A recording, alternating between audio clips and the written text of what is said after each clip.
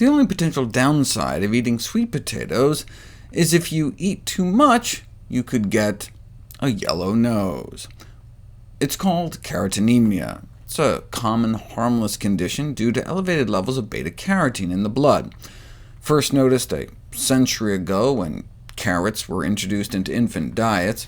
It's treated mostly by just reassuring parents that it's harmless, but if you don't want your child's nose to be yellow, you can decrease their beta-carotene intake. In a few months it'll be gone.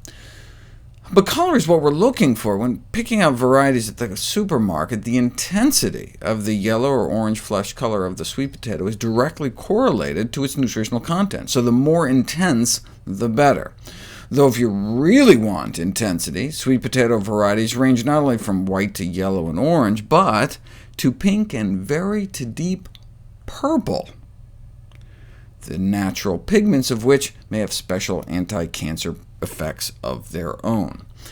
What's the best way to cook sweet potatoes? Boiling may actually best retain the antioxidant power of sweet potatoes compared to roasting and steaming.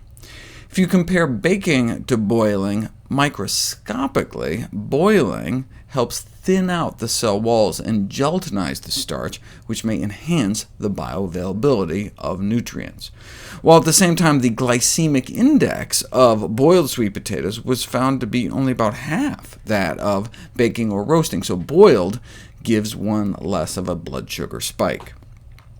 Make sure to keep the skin on, though. The peel of a sweet potato has nearly 10 times the antioxidant power as the flesh, an antioxidant capacity comparable to that of blueberries, though it really takes a hit when baked, wiping out over 2/3, whereas microwaving or boiling was comparatively much gentler. The same with the rest of the sweet potato. Baking can cause an 80% drop in vitamin A levels, twice as much as boiling, so from a nutritional standpoint, boiling rather than baking can be recommended for sweet potato cooking. Boiling may be best, but sweet potatoes are so incredibly healthy, the best way to prepare them is whichever way will get you to eat the most of them, with the exception of deep frying, which can lead to the formation of acrylamide, a potential human carcinogen.